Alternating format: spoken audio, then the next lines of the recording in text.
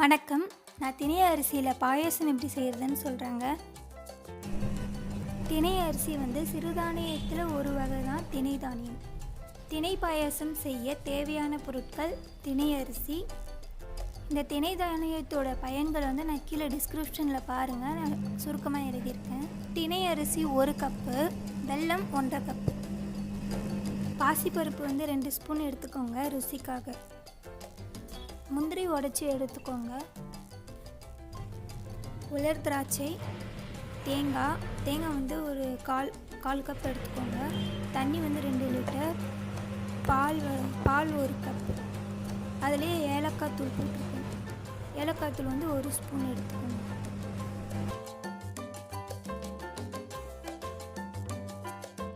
First கடாயில் நெய் விட்டுக்கோங்க. நெய் 2 ஸ்பூன் எடுத்துக்கோங்க. தேவைக்கேற்ப முந்திரி போட்டுக்கோங்க. 1/4 கப் முந்திரி போட்டுக்கோங்க.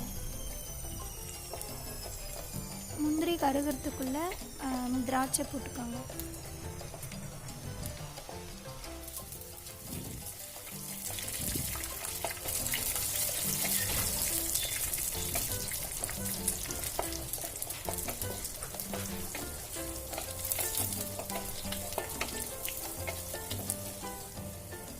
இப்போ வதக்கின முந்திரி திராட்சையை ஒரு கிண்ணத்துக்கு மாற்றி எடுத்துக்கோங்க.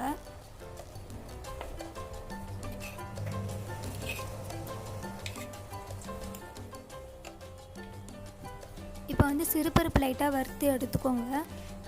அதே அந்த நெய் கடாயிலே. இப்போ திணை அரிசி வறுத்து எடுத்துக்கோங்க. திணை அரிசி நல்லா வாசம் வர வரைக்கும் நல்லா வறுக்கணும். அதுக்கப்புறமா நம்ம வறுத்து வச்ச சிறுபருப்பையும் சேர்த்து நல்லா ரெண்டுமே சேர்த்து கொஞ்சம் வதக்கிட்டு, சிறுபருப்பு மட்டும் சீக்கிரமாக எடுத்துடுங்க. லைட்டாக வறுப்பட்ட உடனே சிறுபருப்பு மட்டும் எடுத்துடுங்க. ஏன்னா சிறுபருப்பு சீக்கிரமாக தீஞ்சிடும். அதனால் தண்ணி ஊற்றும்போது அதுக்கு முன்னாடி சிறுபருப்பு சேர்த்துக்கோங்க. இப்போ தண்ணி சேர்த்துக்கோங்க. அரிசி வேகிற மாதிரி தண்ணி தாராளமாக சேர்த்துக்கோங்க. 1 லிட்டர்.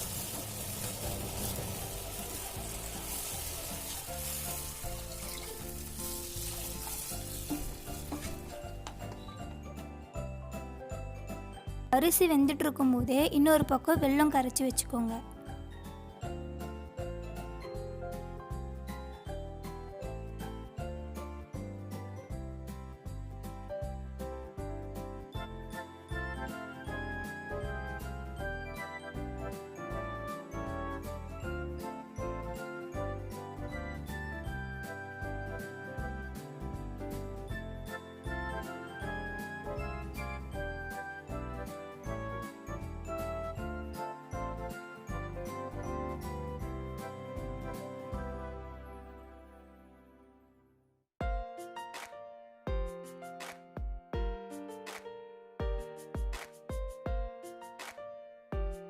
நம்ம குக்கரில் விசில் வச்சோன்னா ஒரு 4 விசில்லையே நல்லாவே வெந்துடும்.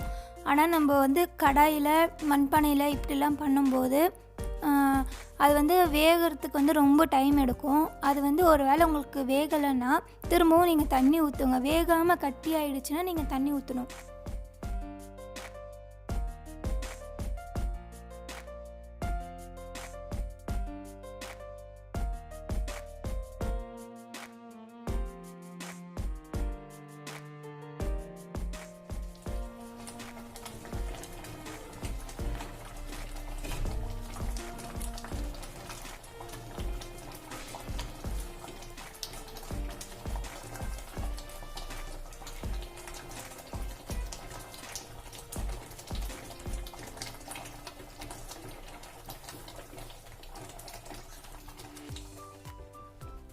இப்போ ஸ்டவ் ஆஃப் பண்ணிவிட்டு லைட்டாக மத்தில் கடையுங்க. ஒரு 3 வாட்டி லைட்டாக கடையுங்க போதும்.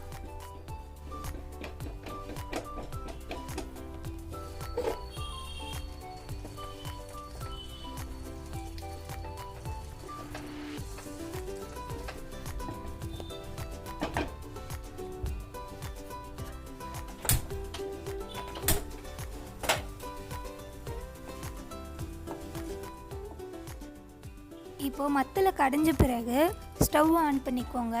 வெல்லம் கரைசலை வடிகட்டி ஊற்றிக்கோங்க. இப்போ வெல்லம் கரைசலை ஊற்றின பிறகு கொஞ்சம் நேரம் கலந்து விட்டு நல்லா கொதிக்க விடுங்க. கொஞ்சம் கட்டியாகிற மாதிரி கொதிக்க விடுங்க.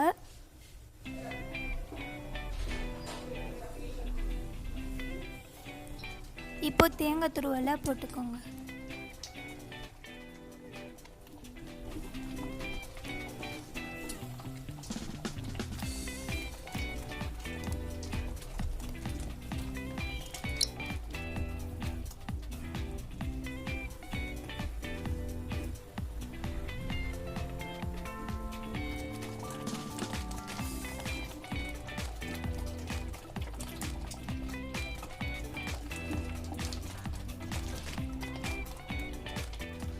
அவ்வளோதாங்க. இப்போ நல்லா கொதிச்சிட்ட பிறகு பால் 1 கப்பு சேர்த்துக்கோங்க. அதுலேயே ஏலக்காயெலாம் போட்டிருக்கு பாலிலேயே. பால் வந்து காய வச்ச பால் சேர்த்துக்கோங்க. முந்திரி ஒரு கொதி வந்த பிறகு முந்திரி திராட்சை சேர்த்துக்கோங்க. அவ்வளோதாங்க, திணை பாயாசம் ரெடி. அதில் வந்து திணை பாயாசம் மட்டும் இல்லைங்க, திணையில் வந்து லட்டு செய்யலாம், அதிரசம், பொங்கல், புட்டு, களி கூட பண்ணலாம். இதனால் என்ன பயன்கள்னால் உடல் எடை குறைக்கும், ஞாபக சக்தி, அதாவது மூளை செல்களுக்கு வந்து புத்துணர்ச்சி அளிக்கும், தோலில் சுருக்கங்கள் ஏற்படுவதை தடுக்கும், தோல் முகம் பளபளப்பு தன்மையை அதிகரித்து இளமைத்தன்மையை காக்கும். திணை தானியத்தில் வந்து மன அழுத்தத்தை குறைக்கக்கூடிய வேதிப்பொருட்கள் அதிகமாக இருக்கிறதுனால மன அழுத்த பிரச்சனைக்கு ஒரு சிறந்த மருந்தாக இருக்குதுன்னு சொல்கிறாங்க. இப்போ உடலில் இருக்கிற தசைகளை கூட நல்லா வலுப்படுத்துது. அது மட்டும் இல்லாமல் வயிறு, குடல், கணையம் அந்த உள் உறுப்புகளையும் நல்லா வலுப்படுத்துது. இது குழந்தைகள்லேருந்து பெரியவங்க வரைக்கும் எல்லாருமே சாப்பிட்லாங்க. இது வந்து எளிதில் ஜீரணமாகக்கூடிய ஒரு உணவு வகை. இதை நிறைய ஸ்வீட் பண்ணலாங்க. அதில் ஒன்று இந்த பாயாசம். இது ரொம்பவே நல்லாயிருக்கு. எல்லோரும் வீட்டில் செஞ்சு பார்த்துட்டு எப்படி இருக்குன்னு சொல்லுங்கள். இந்த வீடியோ உங்களுக்கு பிடிச்சிருந்தா லைக் பண்ணுங்கள், ஷேர் பண்ணுங்கள், கமெண்ட் பண்ணுங்கள், சப்ஸ்கிரைப் பண்ணுங்கள்.